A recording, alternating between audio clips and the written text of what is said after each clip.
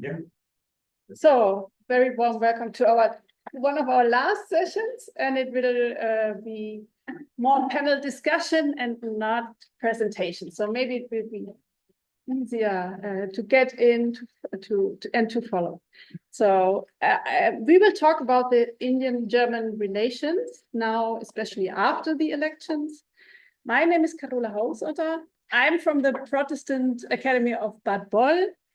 Some of you may know, some of you I have already seen before in Bad Boll, because there's a long tradition of conferences about India. And in one of these conferences, Rahul Mukherji was one of our speakers. And that's where the idea was born to have a common conference in cooperation also here in Heidelberg. And we are very grateful. And we see how many people from so many different disciplines you brought together. Very much. Thank you very much again, Rahul, for this cooperation. Yeah, great idea. So I shortly want to present you the speakers now on this podium. We have the honor to have two MPs on the podium, a former MP from India and a current MP from Germany. And a very warm welcome to Mr. Shankar Aiyar. People already know you, maybe from India and also from yesterday where you were one of the speakers. And you were not only member of parliament, but also minister in India. Thank you very much for being here. Then we have the MP from Germany, Mr. Rudolph from the Social Democrat Party, and he's nowadays an expert on the and a member of the budget committee. But not only this, he's also a member of the Indian-German parliamentary group. These are exchange parliamentary groups visiting each other and having contact directly from parliamentarian to parliamentarian. And Mr. Rudolph, we are very grateful that you are here and that you were also in the past, last year, you were also participating in a conference with civil society. So we very appreciate this openness of to take part in this kind of conference. Thank you for being here. And then we have our scientists, and online we already see Mr. Christian Wagner from the German Institute for International and Security Affairs. Thank you for being here, Mr. Wagner. You are, for many, many years, you are doing research on India, and I cannot list on all your publications, but you also focus on autocratism, India's leading power now in the global south. You did many investigations, and not only this, your institute is advising also the German government in foreign affairs questions.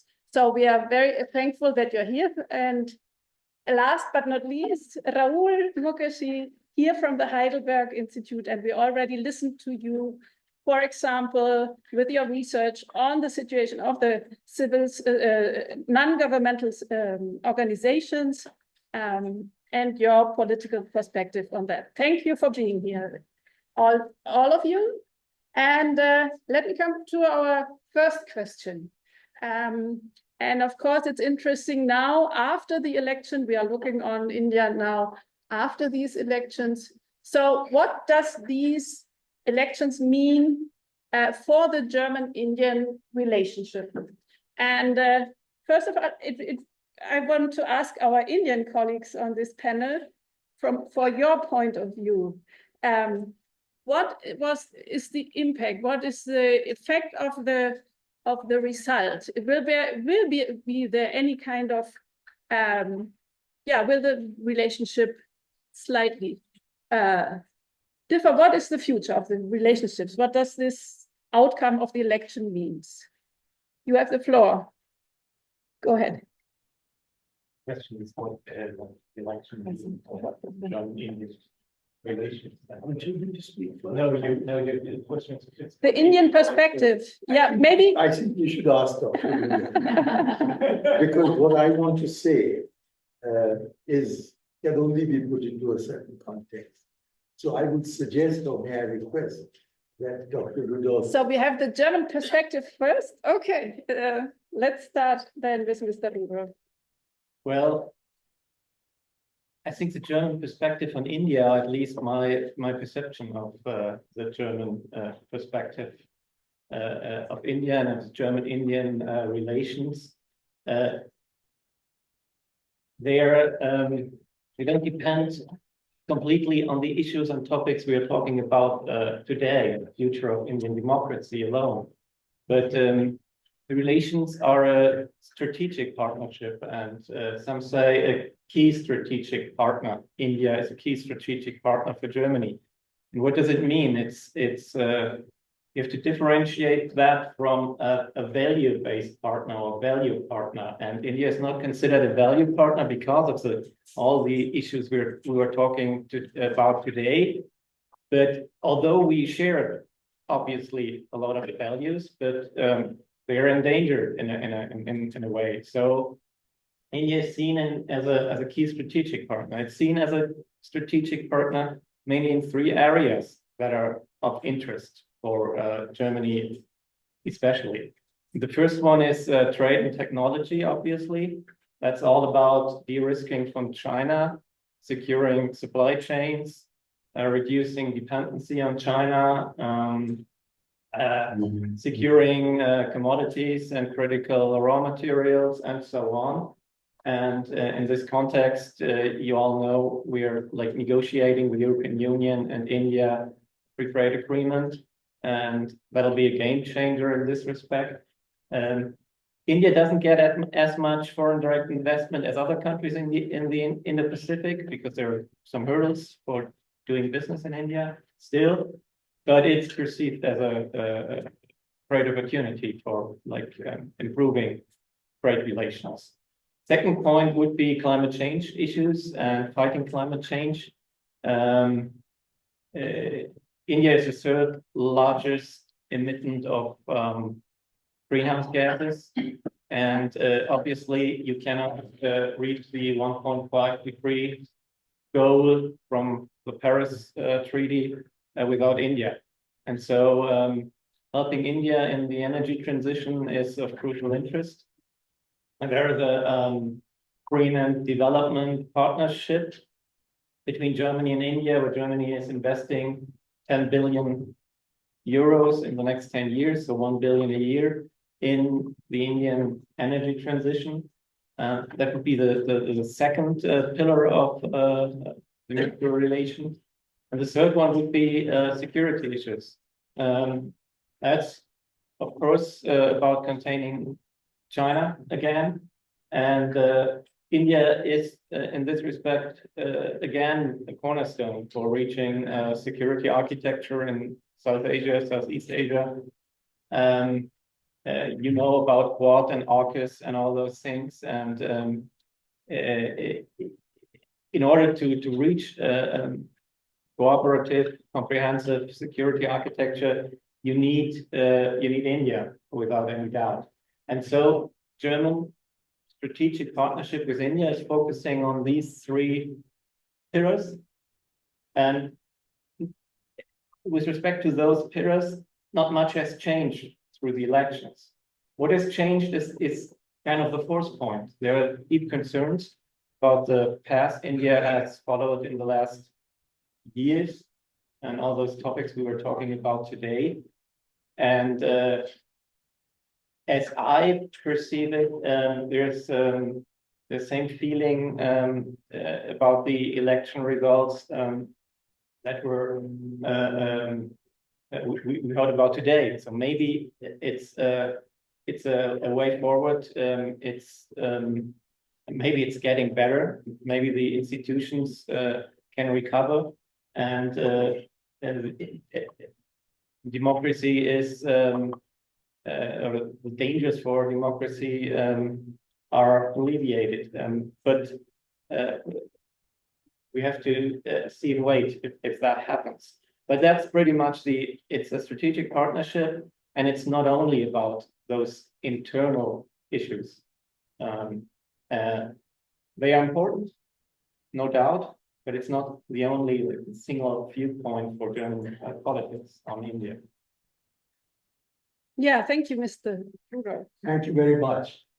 I think I took a very wise decision in asking that Dr. Rudolph speak before me, because he has framed the question that I wish to answer. The question is, we have a strategic partnership, the elements of which he has spelled out, but hasn't really expanded upon. And I think because all of those elements are self-evident, and they're accepted on both sides by the governments and by political elements. What he underlined was that the strategic partnership does not quite extend to a system of shared values under Mr. Modi. And I hope I will not insult any German with what I have to say on this subject of shared values. The India-German relationship goes back to Schopenhauer and Goethe. It was Goethe who translated first the Kalidasa's plays, Shakuntala particularly, into Latin, and thereby alerted all of Europe to a new civilization of which at that time they virtually knew nothing. It was Max Muller who alerted again Europe to the religious values of India. And what he had to say about the Vedic inheritance of India is one of the points on which we are most proud of citing a European source. Later in the 20th century, we had Thomas Mann. So the relationship on the question of values between India and Germany go back such a long time.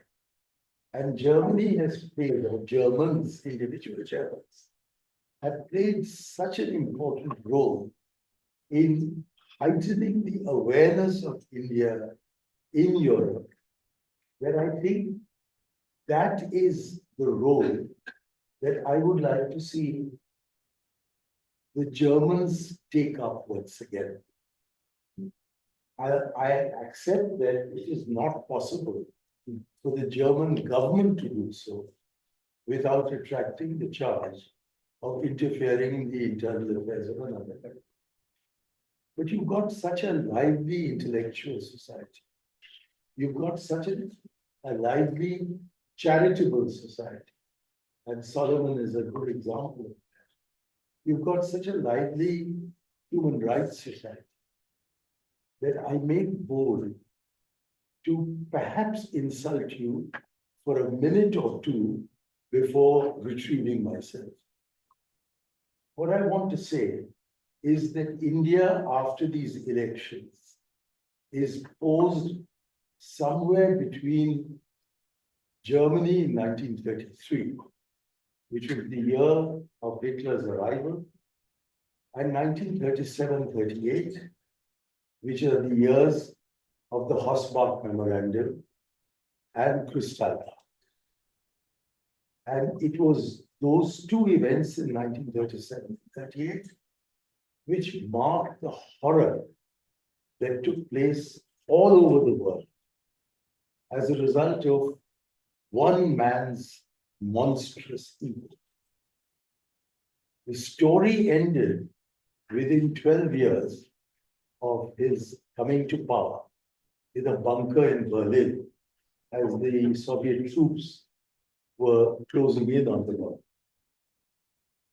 We are in India situated not after this election, but have been situated since the last 10 years somewhere along this spectrum that runs from 1933 through 1937 and 1938 to a future that could be deeply threatened by what happened of a kind of what happened in Germany between 1938, 39 and 1945. So if I've not insulted you, my plea today would be that the most important dimension which we need to add to the very strong strategic relationship between India and a united Germany is the value dimension. And to get to that value dimension, I think we need to understand much more than most Indians know what happened in the period between 1933 and 1945. And much more importantly, how is it that the same Germany, which went through such horrors in the 1930s, and then in the 1940s, inflicted such horrors on the rest of the world, has now just reverted to being an utterly civilized society. So you destroyed every democratic value in order to build up a personality cult that caused immense damage to your own country and which then caused immense damage to the world. And I think Indians need to be educated, not only on the causes for what happened for 12 years in Germany, but also what happened during those 12 years. And also how this nation recovered from barbarity into civilization over the next several decades. I was driven. I would like to include in this discussion our guest from Berlin. He'll come on? Yes. Yeah, sure. And so I'll continue my remarks there. Yeah. And Mr. Wagner, so you listen to this and you are advising the German government with your institution. And you were also present when in the last session we talked about the serious problems in the field of rule of law, which we just heard. So in how far is it possible to address rule of law in intergovernmental relationships? Maybe you can give us your perspective on that. Well, thank you very much. Good afternoon, everyone. I hope I'm audible. That's always a challenge when you have these Zoom meetings. First of all, let me also thank Rahul for the kind invitation to this wonderful conference. Unfortunately, I couldn't make it to Heidelberg, but I'm very happy to listen at least to parts of the sessions in the afternoon. Thank you very much, Ms. Hausotter, for the questions. Let me make two remarks. First, a little bit more generally to put it into the broader context on the good relations.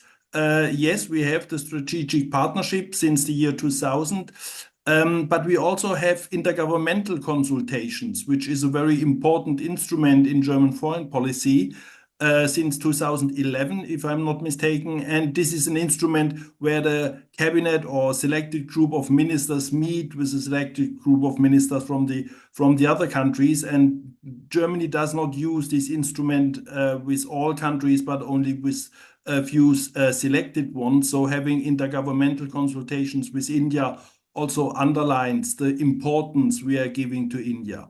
And finally, in the Indo-Pacific guidelines in 2020, I think we have there is a strong focus on India as a strategic partner, as was mentioned by Mr. Rudolph and Mr. Aiyar. We also have a new quality, let's say, in the bilateral relationship in recent years. I just mentioned three new agreements. The first one on triangular cooperation, which is new. There are already 5 to 6 projects in Africa and Latin America, if I'm not wrong.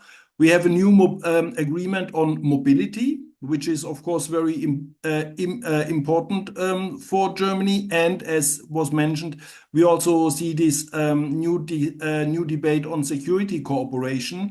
You will see the German Navy and the German Air Force doing military exercises with India during this year. So I think these three agreements underline that we really have a new quality in the bilateral relationship.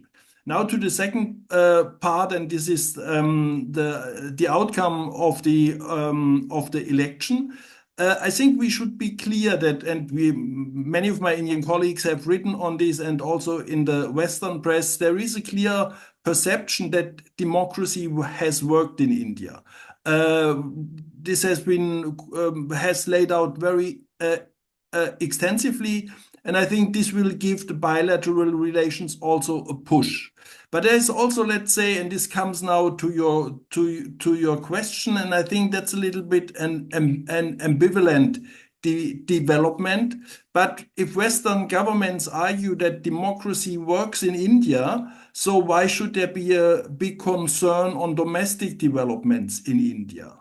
So this is why I would not be so optimistic that all the concerns which have been raised in the afternoon session, and I assume also in the sessions yesterday, and on which I also write, I wonder whether this really helped to raise these concerns, or on the opposite, will not make it a little bit more easy for the Indian government to present itself as a more democratic actor, because yes, Mr. Modi has seen some problems in the election, but it underlines that democracy works. So I wonder in how far it will be easier or not more difficult for civil society to address these issues that you were referring to when it comes to rule of law, when it comes to question of minority. So I'm not so optimistic in this regard, but I think it could also be the opposite, that it will become much more difficult, even if the autocratic tendencies will continue in India. We have seen some of the developments in the last few weeks. So in that sense, yeah, I think I would have a more ambivalent view on this at the moment. And I think the German government would address these issues, yes, on a bilateral level, but I think this would be the only point. Thank you. Thank you, Mr. Wagner. I want to include Rahul in this discussion also. Rahul, democracy works in India, but we have already heard from you how difficult it is for civil rights organizations and NGOs to work. How important is it that in the relationships between India and Germany, they also include, the German government includes, let's say, in some way, civil society organizations to what is with your experience possible? What is to strengthen them? Yeah, great question. Mr. Aiyar, should he complete his remarks before I make my remarks? No, maybe you start and then he completes. Okay. Actually, all these remarks give me an even better background than Mr. Shankar had to make his remarks. So I think Germany should realize that institutes like the South Asia Institute do not exist even in Britain or in the United States of America.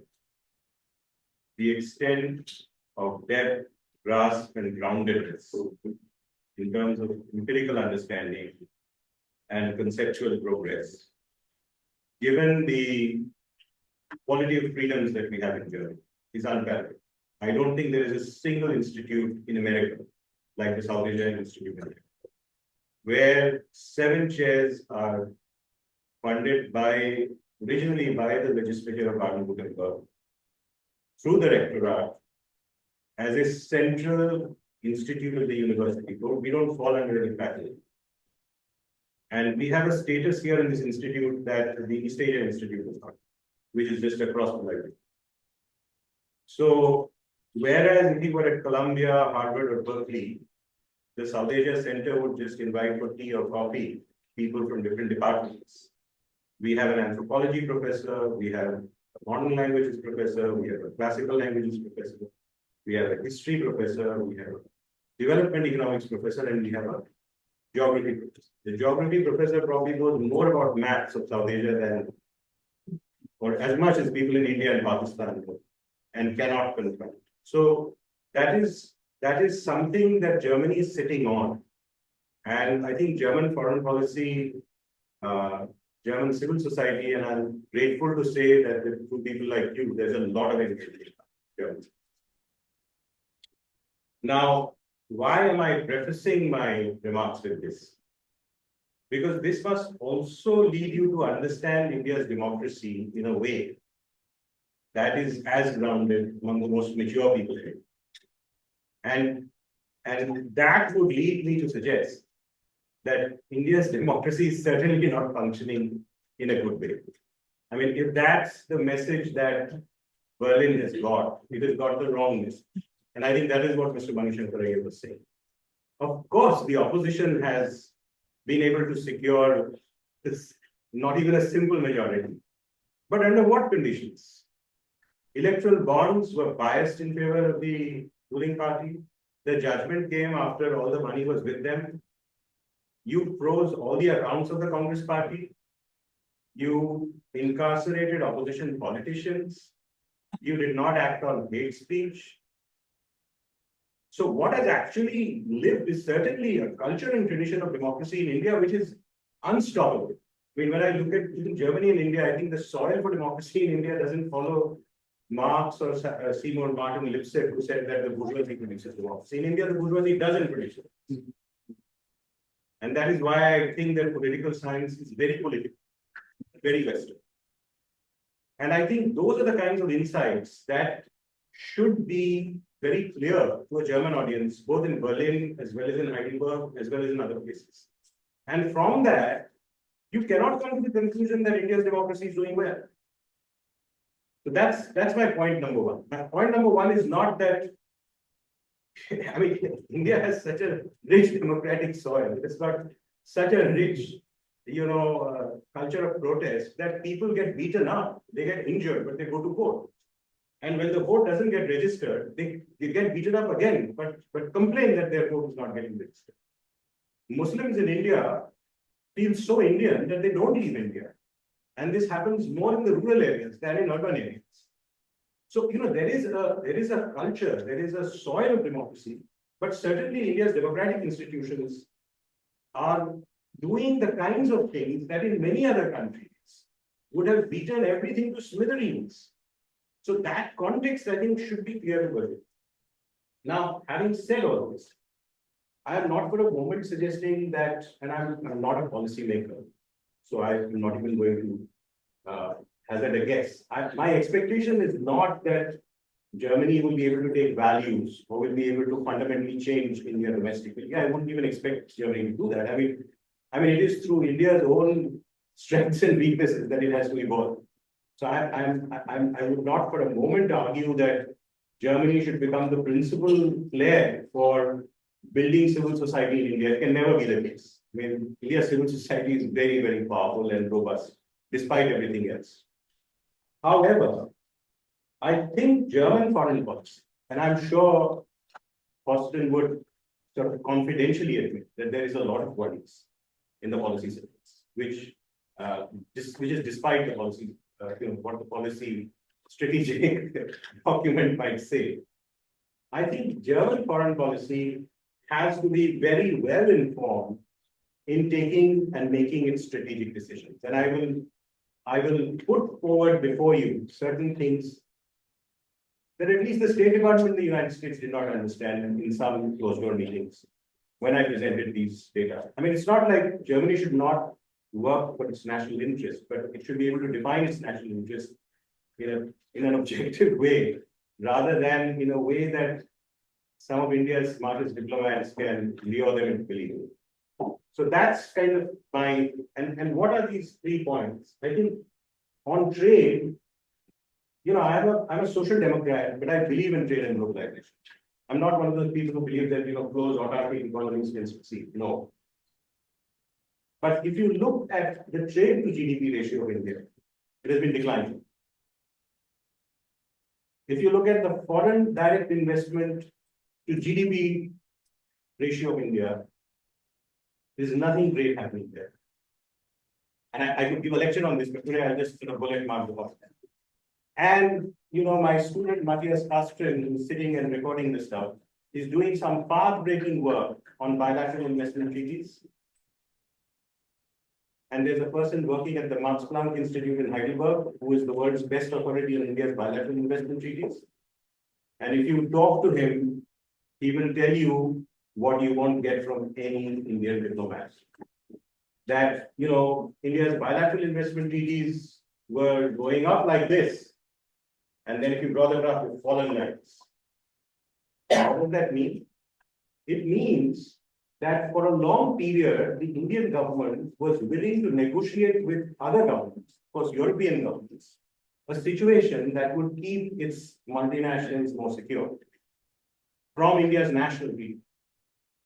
Now what's happening is that India is systematically reneging these bilateral investment treaties, and this is like OECD figures.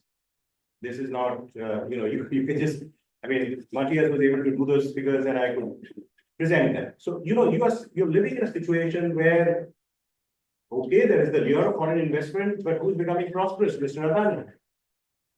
Who's becoming prosperous? Mr. Ambani. And on climate change, why did the Center for Policy Research lose its foreign contributions facility? Because there was a tenuous link between a social movement in a city, in a place in Chhattisgarh that wanted to stop coal mining. And I have this from the activists who actually led that social movement. And what does that lead to? Not stopping climate change, making more coal mines. So if you go into, in today's presentation itself, as you would have seen, I talked about crony capitalism. It's related actually not to climate-related investments. And you will find systematically that a lot of green energy, climate investments are going to crony capitalists. This is something that you can just look at the data and see. So it's not like, on the security issue,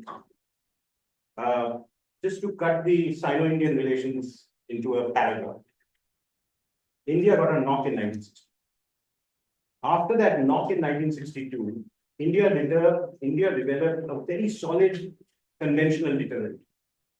But because it was a peaceful power, it took a much longer time for India to have a nuclear deterrent and a second strike on China.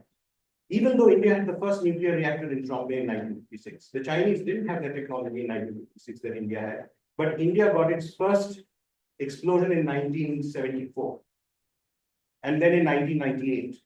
And that has a lot to do with India's muddling about nuclear power. I was in discussions with the leading Chinese, I'm an adjunct professor at Fudan University. The man who knows more about Chinese nuclear stuff than India's nuclear stuff, and he knows a lot about India, Shen Dengli. He said, we respect the Indians because they never gave the nuclear technology to countries like Iran. And as a liberal-minded Chinese, I really respect the way in which India protected non-proliferation. So that is your history of non-proliferation. And on the border, in the 1980s, there were clashes in Sundarong, where the Chinese learned very quickly that the Indian deterrence at a conventional level is very strong. And that has been the legacy until 2020. And I don't want to bore you with more history of what happened in 1985. But today, it is credibly argued that if India was patrolling 65 points on the Sino-Indian border, at least 20 of them, the Indian soldiers cannot reach anymore.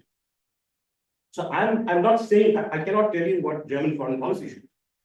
But I think German foreign and security policy must understand that there is a reality of solid economic and hard power of India, which has of course progressed. I mean, with all this, India is still an important country in the Indo-Pacific. I won't take that away. But neither has its security gotten consolidated on the Chinese border, nor has its globalization gotten consolidated on the economic border. In fact, it's been a globalization backslide. So when negotiating with Mr. Modi, I do not expect, unlike Mr. Aiyar, that Germany will be able to reform India's values. That's not the expectation. But I think Germany should have a very clear understanding of what is the globalization story. And from what we understand, the negotiations on the foreign free trade agreement cannot progress if you can't sign if you can't respect bilateral investment treaties.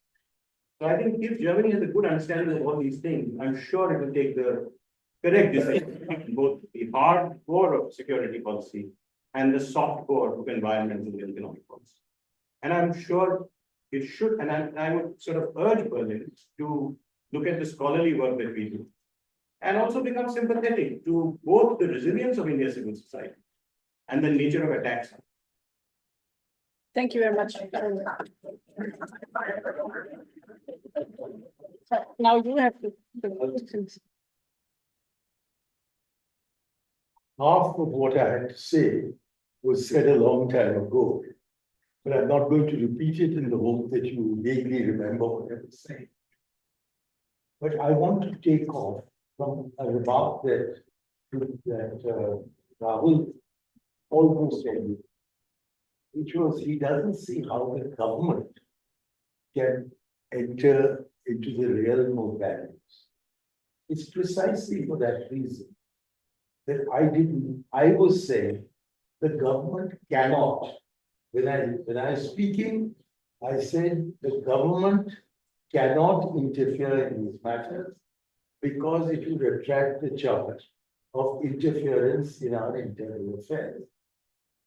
What I was hoping to say, and which I'm grateful that I've had the opportunity to now say, is that this history of Germany having gone to the brink, then gone into the abyss, and then having recovered, is a story that may be known by professional diplomats like myself, because I've had to spend quite a lot of time in Europe.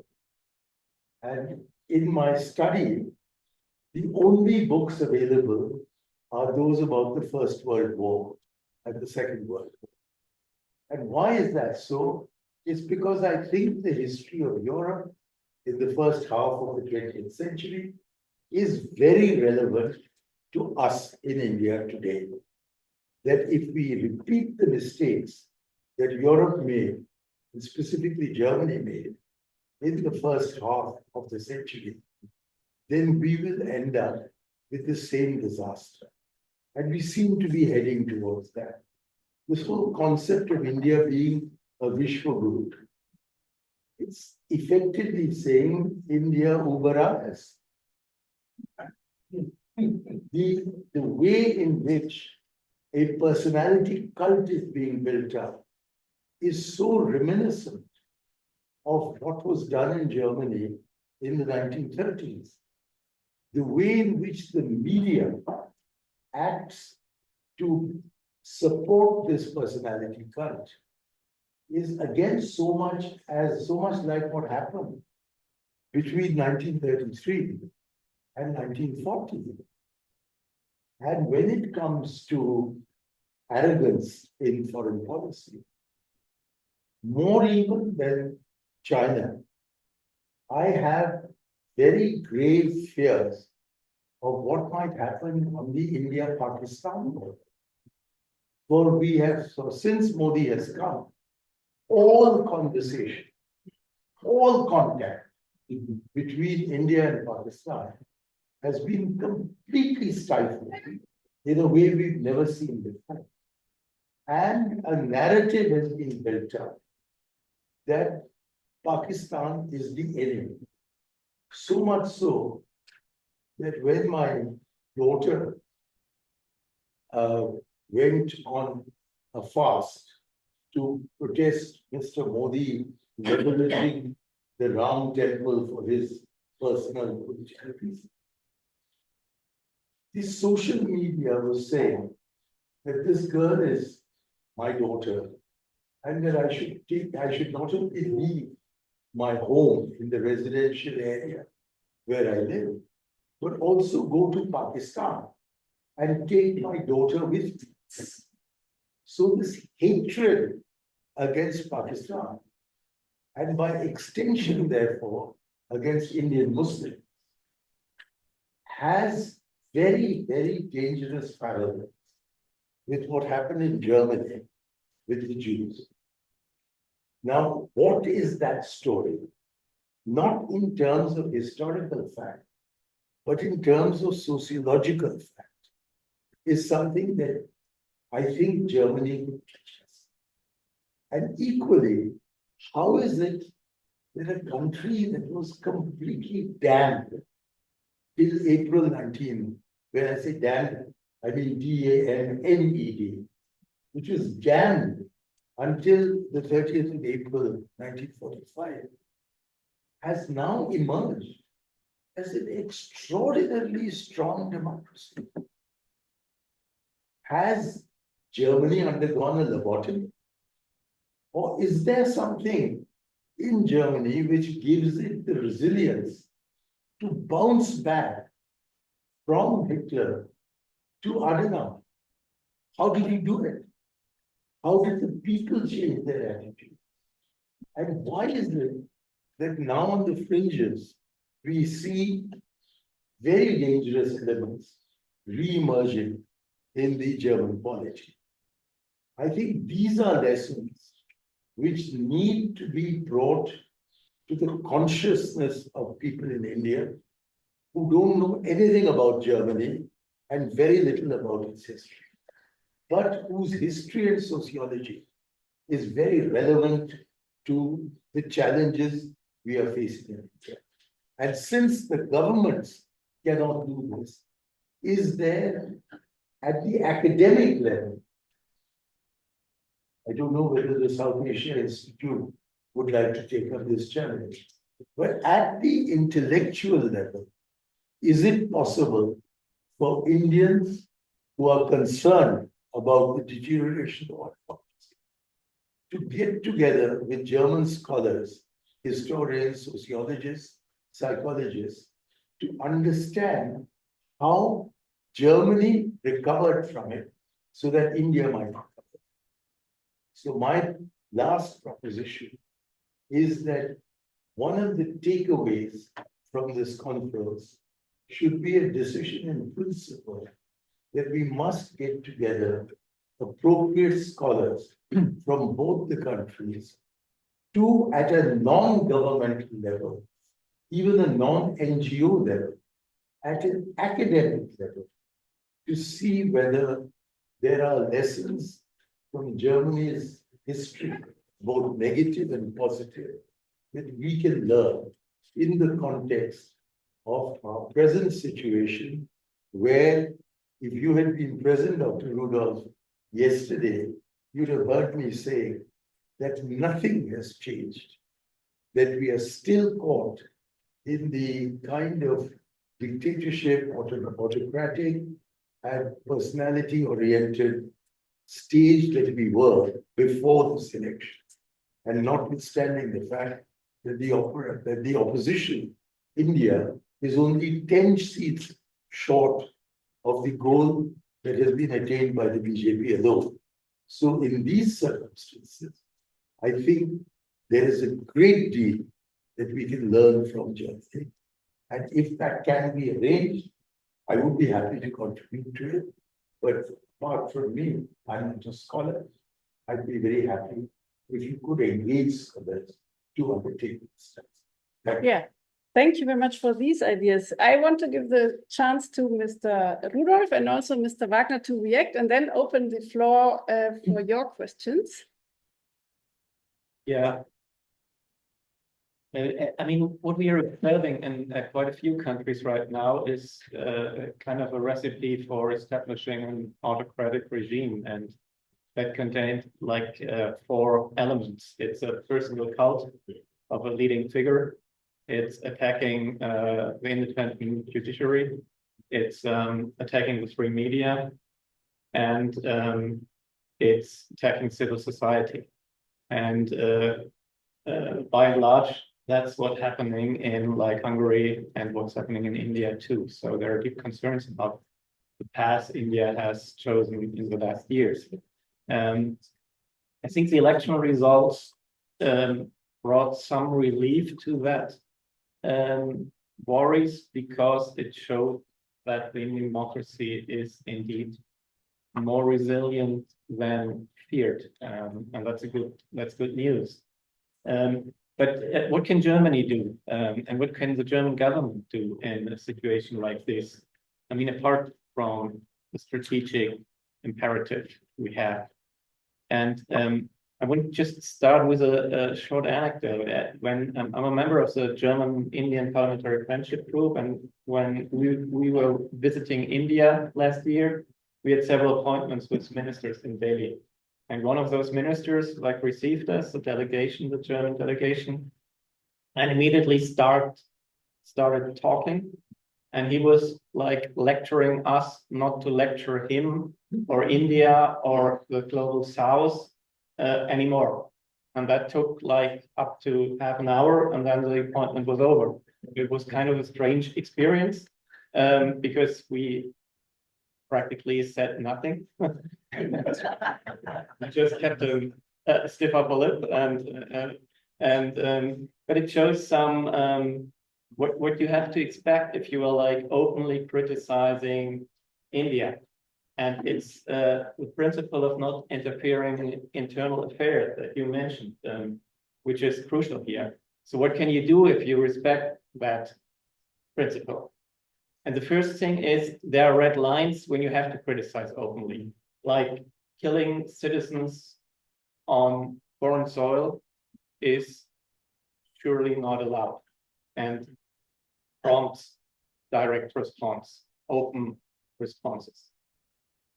Besides that, you have diplomatic channels, and you can, behind closed doors, you can speak very openly if you have a strategic partnership, and you can talk about your worries in these regards I just mentioned: free media, civil society, judiciary, and you have to do it. And as far as I know, Berlin is doing it behind closed doors.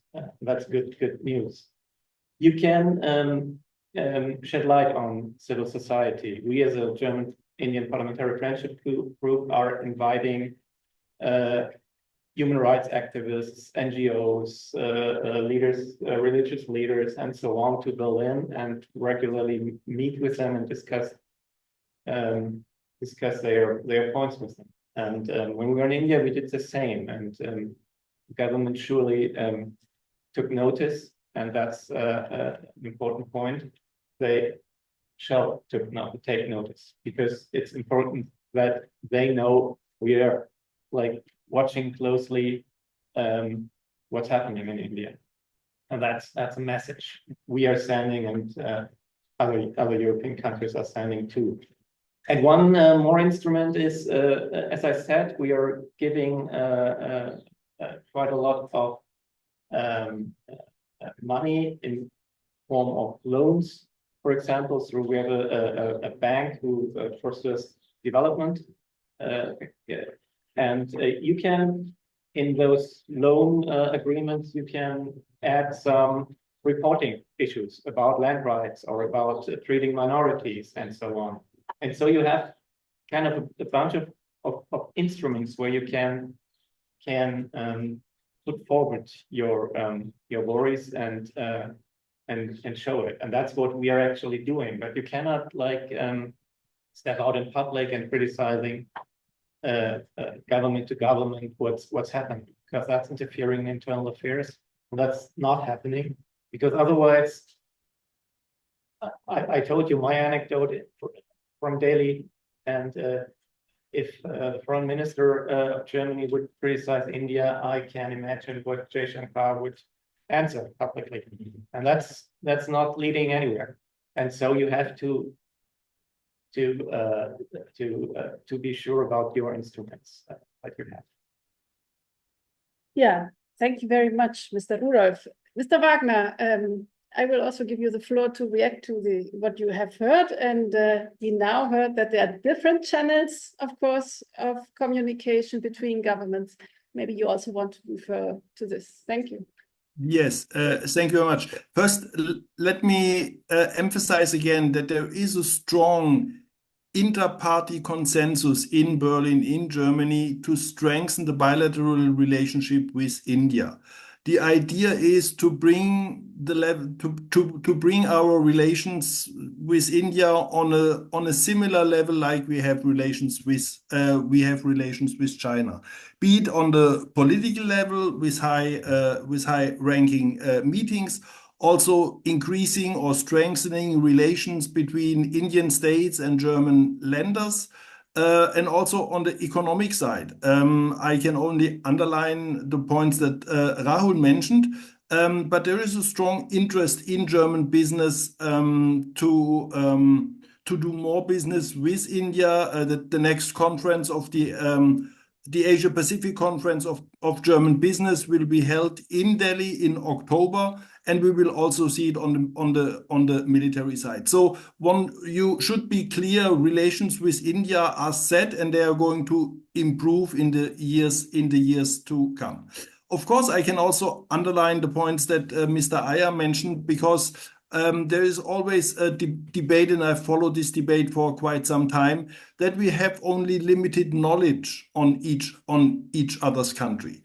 The South Asia Institute is, of course, an excellent center of research and has done a wonderful job in the last couple of decades. But generally, it's only one institute, and there is a growing demand from business, from politics, to look at contemporary developments in India. So I think it's necessary first to look on the historical perspective, yes, but also to have better and more research opportunities also for the next generation of academics, to get a better understanding on how India works, where are the problems, where are the challenges, where are the prospects on the different issues that you have discussed in the last 2 days. So I think in that sense, I think it's necessary also to invest more in setting up more centers for research on modern India. And I think, and I can only hope that this will also be part of the government negotiations. Thank you. Thank you, Mr. Wagner. So I want to open the floor for questions. Yeah, we have, okay. One round of questions. Yeah. Maybe 3 also. You were the first one, yeah. Yeah, I'm Walter. Can you speak up? Yeah. I'm wondering, for me, the election results are twofold. On the one side, the vote share, if I understood the results properly, BJP has lost only around 1.2 or 3%. Not so in seat shares. So I admit fully that the psychological effect that BJP didn't achieve its electoral goals to even win more seats is definitely there. But I'm really wondering whether we can already say that there is a sort of a change in the minds of the people, because this drop of 1.4% doesn't seem for me to be a change in the mind of the people. Just the electoral system made it that there is such a big difference between vote share and seat share. So how do you address this difference? Mm-hmm. So there was one behind you, yeah. If you can speak up or come here. Yeah. Thank you very much for a very interesting panel discussion so far. one aspect that lacked a bit in my opinion, I think that we really can think about Indo-German relations without speaking about it, is the European Union and the importance of the European Union. Very simply put, my question would be, what could be ways to improve also for the new Commission relations between India and the European Union, specifically looking at the FTA between the EU and India, what could be ways to fast track the FTA, and then India has just, I think, recently also completed FTA with the EFTA group. What could be perhaps aspect of that free trade agreement that could also be put in place for the India FTA? And second question, if I may ask us more specifically on Indo-German relations.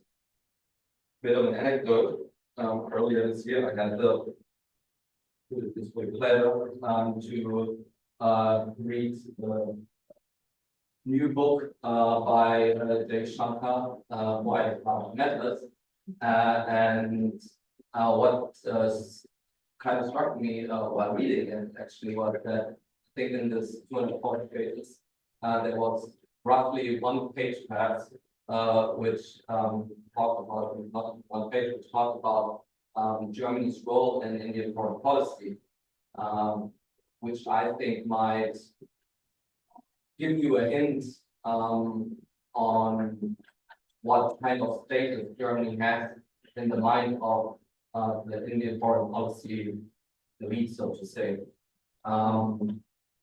Perhaps that there's even kind of a lack of respect, lack of status for Germany. So what could perhaps be ways for Germany to elevate its status vis-a-vis the Indian government, so that perhaps in the next book of J. Shankar, it's not just half a page.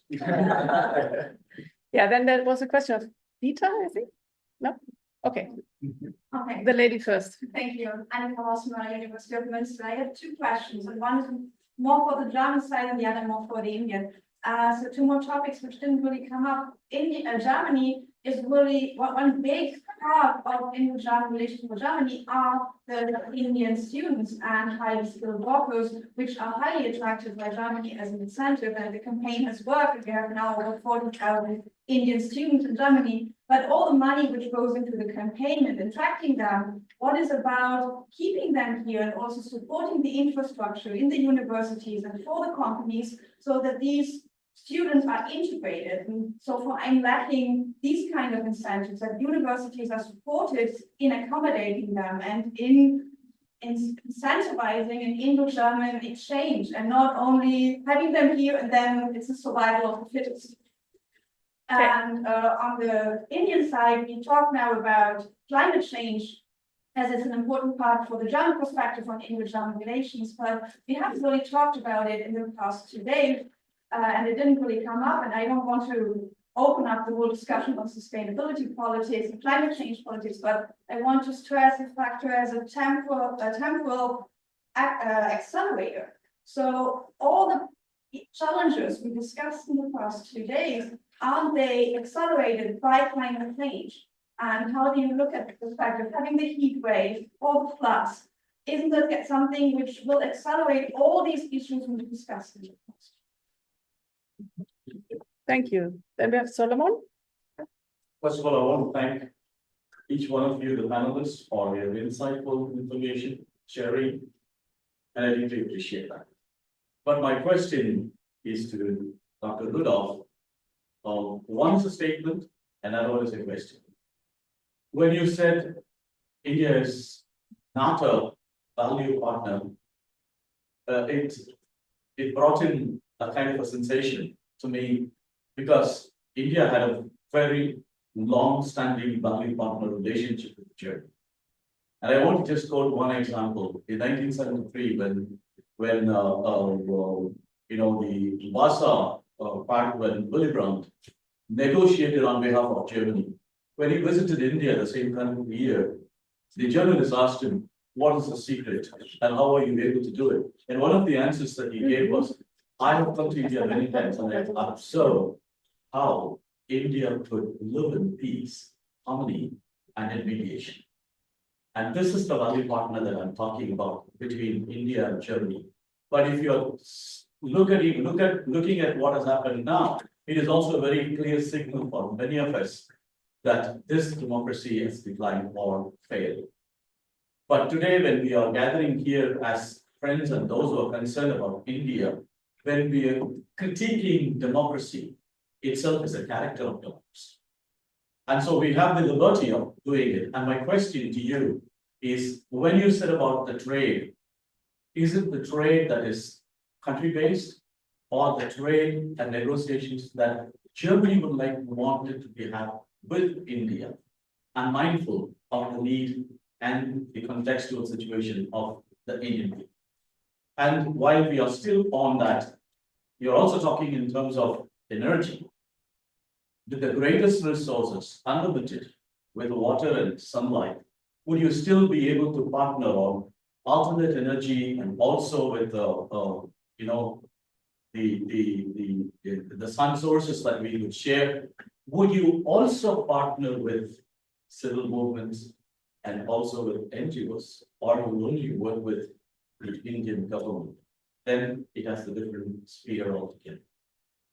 Mm-hmm. So we will have a second round then, because otherwise it will be too many questions. Who wants to start? Mr. Rudolph? Yeah? There were questions about India and Germany, so you... Yeah, I mean, I think the 1% drop is psychological. So clearly, your question is very, very valid. And, you know, the famous Cambridge economist John Robinson used to say about India that whatever you say about India, the contrary is equally true or always true. So it's a very diverse country. I remember one of America's greatest sociologists go back to Delhi for 3 months. He had lived in India for 2 months. And when my father asked him, you know, Joe, this was Joseph Ruskin, how will you see India? He said, you know, before I came to India, I thought I knew a lot. But after 3 months, I'm very confused. I mean, this is in the 1980s. So that is, you know, and when I was saying South Asia Institute and Gems and all this, I was not saying it in a facetious way. I did not want to project unnecessary things about the institute. It's really true. This is a very difficult country to understand. It is not a country. People in Europe won't understand it because Kerala is a different country from a different country. So the point I'm making is that here, when you see the 1% drop, you have to understand that there has been a 1% drop, but in many of the heartland states where the BJP was supposed to have won, it lost. That's number one. Number two is the fact that in many of the states where the BJP was not there was anti-incumbency and the BJP won. And number three is that you have to take into account the fact that these were not free and fair elections. So if you take all of these three things into consideration, the 1% drop is not psychological. I mean, literally, our friends in civil society had to perform what they called an earthworm kind of movement. Not even letting the political incumbent know who is doing the work. Even among their friends, it almost had to become like an overt activity to save the country. So I agree with you that a 1% drop is not a huge drop, but it can't just be read as this. At a time when the entire media was in favor of the Prime Minister, at a time when everybody was saying that they will win 400 and plus more seats in the exit polls. So if you take all of that into consideration, I will not deny the fact that there is enough in the soil of India which produces democracy, and the bourgeoisie does not produce democracy. And that much has to be discussed. The second point was about EU FTA and EFTA. I am not really the expert. I think I can ask my student who's following events more closely to make his comments. But all that I would like to point out to you in the same spirit is that there is a lot of fluff in the diplomatic world. I mean, since 2011, India has not signed a single free trade agreement. India was not able to sign the RCEP. If you look at the diplomatic discourse, why India did not sign the RCEP, a lot of the people in the NITI Aayog, which used to be called the Planning Commission, which had a new liberal or a fairly liberal deputy chairman, they're all arguing that we would have been washed away by China. All of these things were present in the past. There was a protectionist lobby. There was the fears of India's lack of competitiveness. But, and this is actually the full-length book that I've written, but the state was not, in my view, neoliberal, but it was embedded liberal. Through the democratic sort of, I mean, not perfectly social democratic, but there were many more checks and balances in the Indian state, even in its heightened neoliberal phase, when we entered into an agreement with the Aiyar. Why was that happening? Rajiv Gandhi created this Confederation of Indian Industry, and he made it fight against the Federation of Indian Chambers of Commerce. I mean, these are stories that are not being told. The state actually almost created an industry of that. So there was a push from within the state that people missed for engaging with and using global value chains. Now we reach a situation where the state is saying that we can't compete, but we pretend to the Europeans that we can. And we will not be able to sort of respect our bilateral investment. So I will not answer your question, but I will ask you to get into the nitty-gritty of the negotiation. Is it getting stuck on intellectual property rights? Is it getting stuck on investment treaties? Are there very powerful crony capitalists who don't let the Prime Minister think in terms of globalization? Because India has very smart diplomats, and they can make night look like day. So that's where, and they will also tell Thorsten that we are nothing to learn. So the point I'm making is that those are the things that you have to follow, and don't go to Shankar's book and look at the number of pages he has given. In a way, it's actually quite good that it's only half a page. Because if Shankar had written a book in his previous incarnation, he would have done his pagination very differently. And tomorrow, if the government changes and he still wants to be powerful, he will again change his pagination. So don't get deluded by Shankar. May I ask just? Yeah. Yeah. Is there anything else that you want? I don't think on climate change I will make a comment. I don't know whether politics will impact climate or whether climate will impact politics. There is heat on both sides. The only thing I can tell you is that the reality of climate change can push crony capitalism. And some of you guys should do that research. Go and see, they're talking about green energy, they're talking about energy bonds. There are all manner of licenses being given. Why don't you go and see who's getting there? Before you pledge those billions of euros to crony capitalists. I mean, India also had capitalists. I mean, Infosys began as a $250 company, fairly of high integrity, which is now 60-70 billion. Look at the trajectory of the growth of Infosys and compare it with the trajectory of the growth of Mr. Ambani or Mr. Adani. And then you should see where you should be applying for green bonds. If you look at a lot of scholarship on how the state should actually be produced, I mean, all of these things, whether you produce a bond or something, everything needs a very strong regulatory structure. Everything has to actually grow within a competitive market. And if you don't promote these things, and you say that, okay, India is going to put so many billions when you need trillions, and the debate is out there in the public, you can see it. And the reason why we did not discuss it here is because for us in India today, I think climate change is less important than the future of India's economy. So there was a real reason. But it's not, I mean, I have published papers with my students on climate, I can refer you to. But there was a specific reason why we didn't. Because there's heat on both sides, and this one is burning more than that. Yeah, so I don't know if you have some brief remark. No, that's fine. Mr. Rudolph?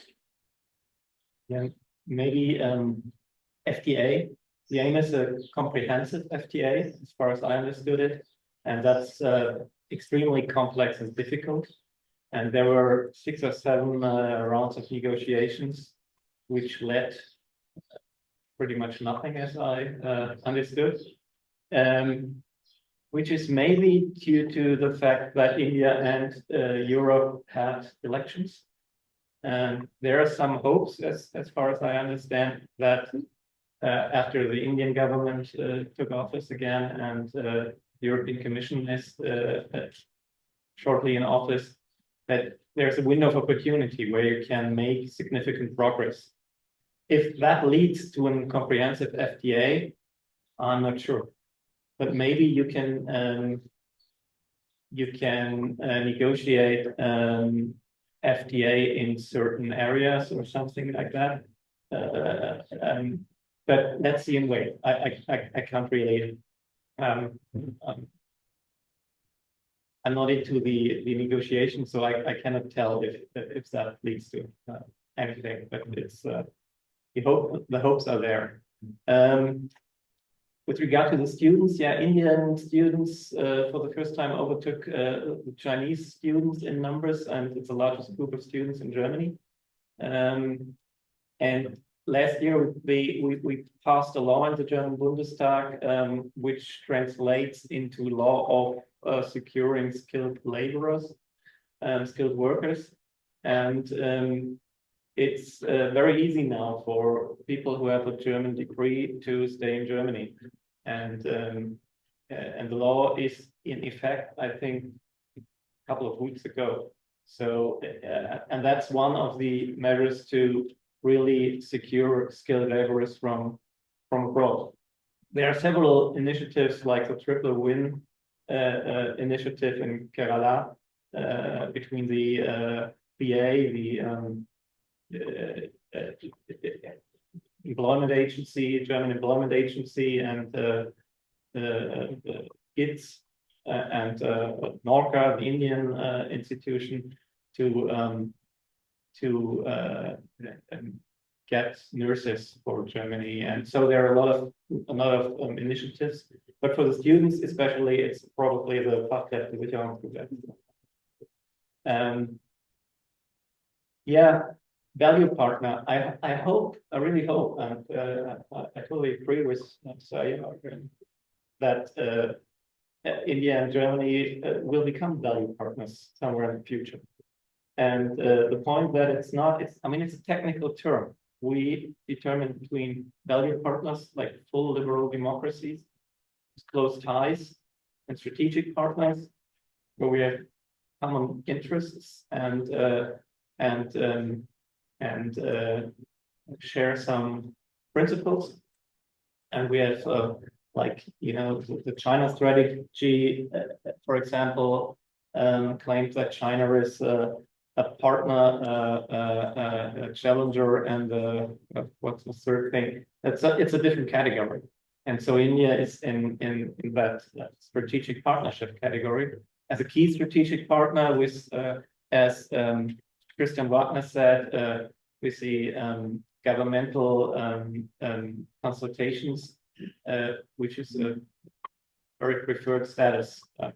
And I mean, of course, India has a history of being a democracy and sharing some universal values. So it's obviously must be the aim for India and Germany to become value partners again. But it depends on how Germany develops and how India develops, and if those developments in the last years can be transformed again. But that's a goal. Do we support NGOs? I think we would like to, but better than me that the Foreign Contribution Regulation Act draws very limited possibilities in this respect. So we cannot do much when it comes to NGOs. Financing them is pretty much impossible now. So that's we are focusing on business contracts, and that involves very often like negotiations with the Indian government or the state governments. But government Okay, is also doing this via the Ministry for Economic Cooperation and supporting, for example. Yeah. We should, yeah. Yeah, we are, exactly, we are doing that and I don't know, women empowerment courses and everything that is possible, we try to do, but within the regulation. Thank you. So a last short round of questions. We want to come to an end. Yeah, Mr. Wagner, we chatted. Okay, to have 2 or 3 last questions. We have to limit this. I'm sorry because we have to come in. So you had a question and these 2 questions, maybe. Yeah, I really have to limit. I'm sorry. Okay. Yes. So with the Wahlen partnership, I just felt this was a very interesting question before because I just looked it up. Annalena Baerbock in 2022. Eigentlich ein bisschen lauter. Ja, genau, vielleicht hier in die Nähe. So with the value partnership, it's just very interesting because Annalena Baerbock had said in 2022 that we are value partners, and so I would be interested. Okay, what has happened in the meantime, and is there like maybe some disconnect between the SPD and the Greens on this? And then I would also be interested when it comes to the academic level. So the cooperation, when we were discussing the cooperation, especially in the fields of trade, security, but also technology, sustainability. But when we look at social sciences, also from personal interest, I'm usually the only one when studying in India. There are very few Germans studying in that field. And when we look at South Asian institutes in Germany, it's rather the case that they are closing and not really that they are more opening. So what do you think, what can we do to like strengthen that research together, especially when it comes to social sciences, but political science as well? And then maybe we'll give the chance to others as well. Okay, yeah, is that fine? Okay. Yeah.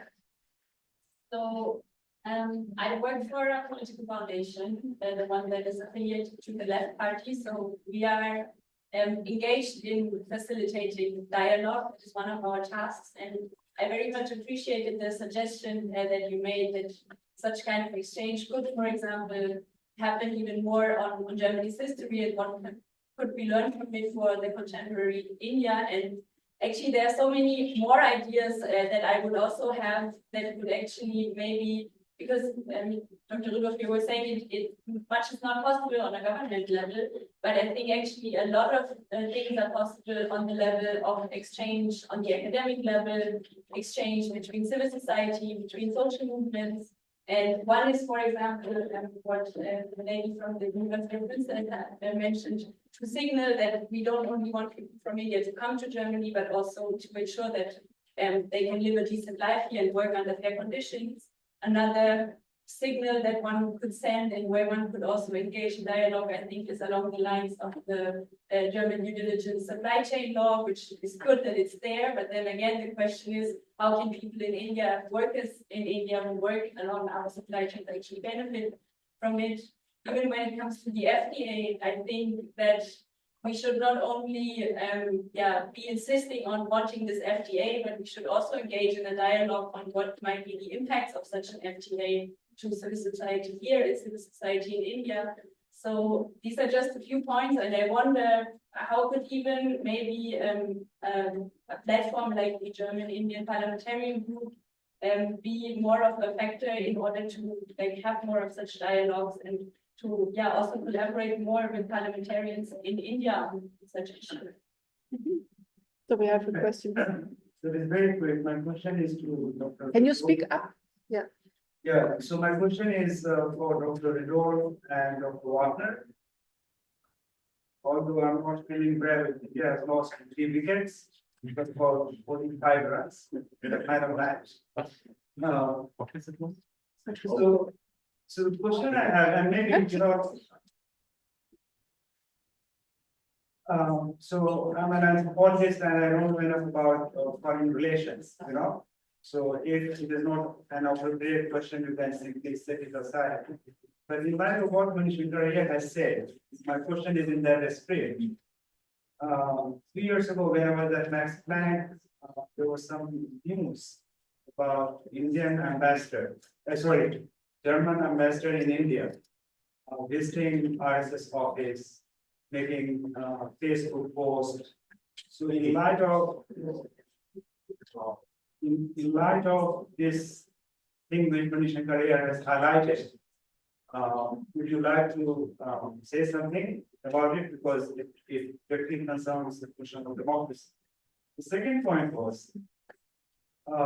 Can you please short? We are short of time. I'm sorry. This is the shortest question Okay. I've ever. Okay. Okay. The second question is, after Rabba massacre in 2013 in Egypt, so much for democracy, but Al-Sisi was given red carpet by Germany.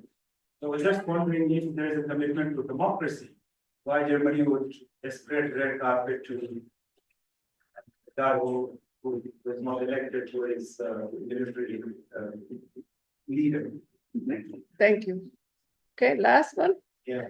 Thank you. I'm Daniel Happel. I'm a pastor working with the Ecumenical Center in Frankfurt. I have several things. I'll try to make it as short as possible.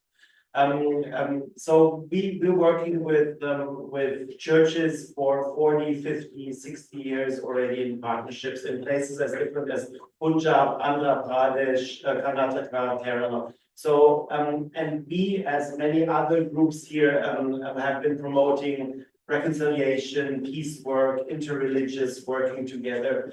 And I hear your proposal of an academic exchange.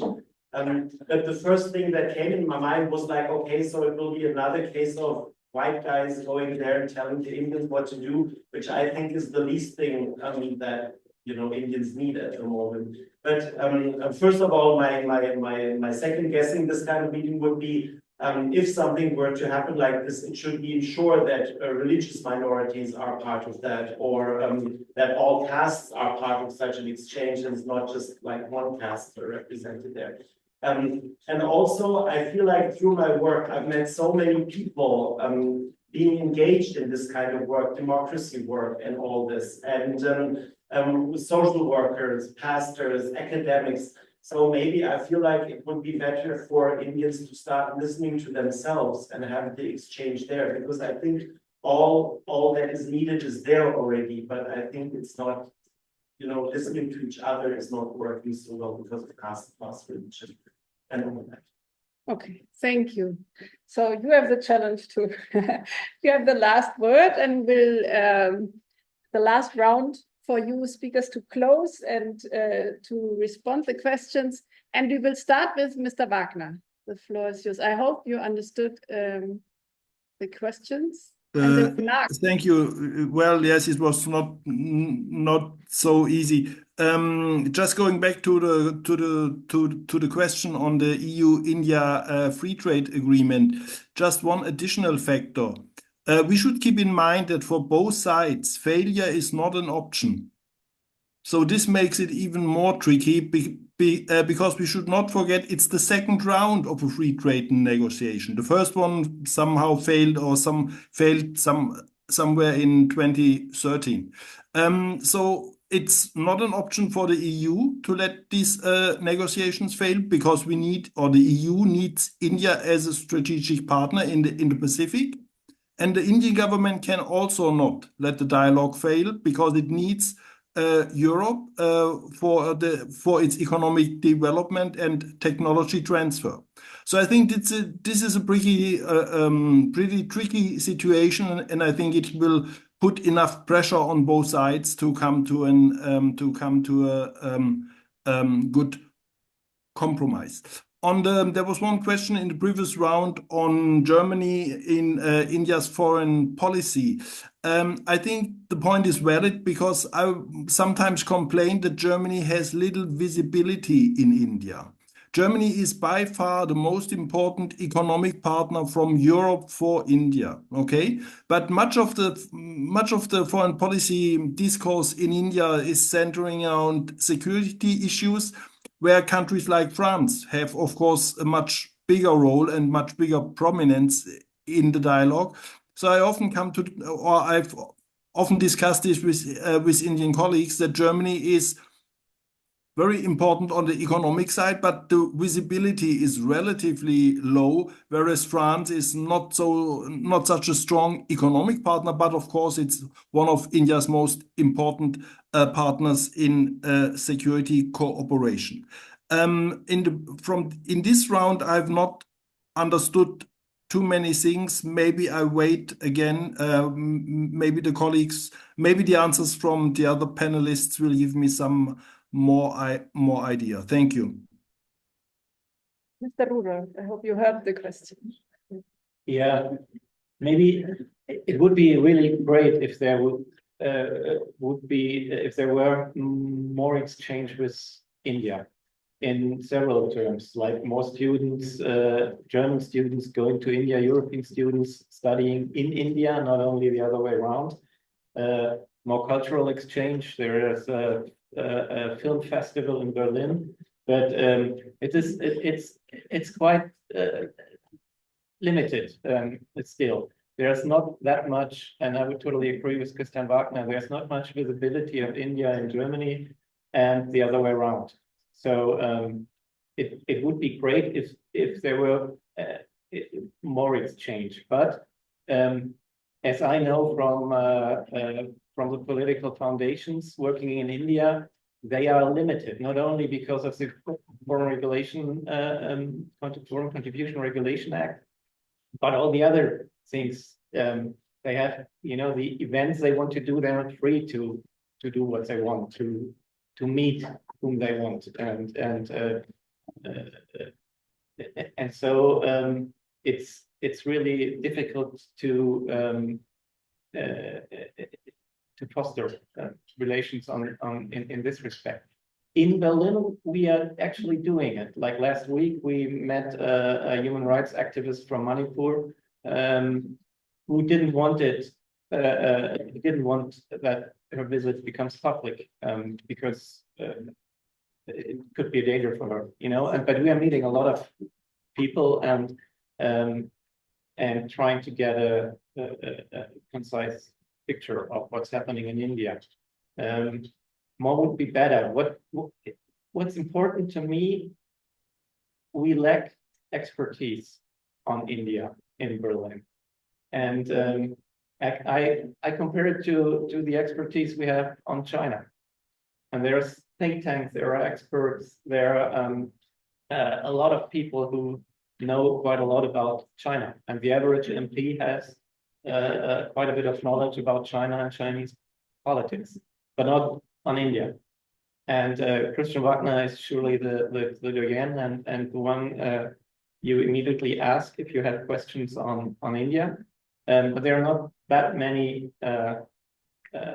other experts, and so we desperately need more knowledge about China. So India, and I'm pretty sure we are working on it. Like, for example, the Minister of External Affairs, Außenministerium, they just created an India unit within the department. It was the Indo-Pacific unit, and now they have an own India unit. And there's quite a lot happening right now because the relations are that important. And so I'm pretty confident that it gets better in the next years, but it's deeply necessary.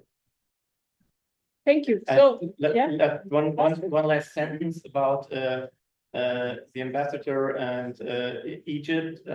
We are not abandoning our diplomatic ties to Egypt, China, not even Russia. We don't have diplomatic ties with Afghanistan right now, as far as I know, but that's all. And of course, we are still working together with those countries as well, who are not liberal democracies. And the way in which we are working together changes, obviously, but still, we have to do politics in the world as it is, not as we wish it to be. Okay. The last words from to close this session.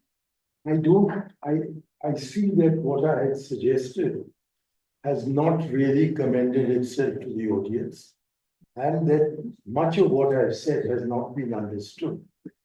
For instance, taking my name more than once, there was this reference to German ambassadors. Well, ambassadors are arms of the government. So naturally, if there is an ambassador who is transgressing on the internal affairs of the country to which is accredited, it will not be acceptable. So what ambassadors do has nothing to do with what I've suggested. As regards, a white man dictating to us, I'm not suggesting that you dictate to us at all. Surely we are mature enough to be able to interact at the academic level with our counterparts, where the color of the skin doesn't matter. And what I was suggesting was that since there is a history of democracy being challenged very severely in Germany, and then a resurrection, there are perhaps lessons from German history which we can learn in India. Dr. Rudolph just now said that India is not much known in Berlin. Well, I assure you that Germany is much less known in New Delhi. And in these circumstances, I was wanting us to deal at the academic level. I had specifically mentioned historians, sociologists, psychologists, to tell us how Germany got out of its mess, which may hold lessons for us in India on how to get out of its mess. And it's simply that we need more information in the general domain in India about Germany's history, because I think what your history tells you needs to be told to us in order for us at the present juncture to tackle challenges that were similar to the challenges that you have tackled about 75, 80 years ago. Thank you. Thank you. Rahul, some last words for this round. And yeah, no, I think we've had a very good discussion. Thanks to Christian, Thorsten, and sort of the sage advice of Shankar Aiyar. We have sort of seen the interplay between values and real polity. And I think what is very important is that we, I'm sure when we do diplomacy, and Mr. Shankar Aiyar knows this better than I do, because he has actually been a practicing diplomat. So it's very important to live with the substance of what has been discussed, and then let both diplomats and civil society do their work. But I was just, as a professor who has never served any government capacity other than being a professor. Because in Germany, you're a civil servant when you become a professor. In India also, you have a government service when you become a professor. In Singapore also, I served the public university. So I have, but it's a very different kind of an approach to life, where, academic autonomy really matters. And from that perspective, I respect what Mr. Manish said. I also understand that there are limitations to it. And I think if we can just live, I mean, it's almost 6 o'clock and we are still sitting and having this wonderful discussion. And I think it's great that somebody who has served the highest offices in India and some of the people who are serving very distinguished positions in Berlin come together in this setting in Heidelberg. I think it's a great achievement for this conference. So thank you very much.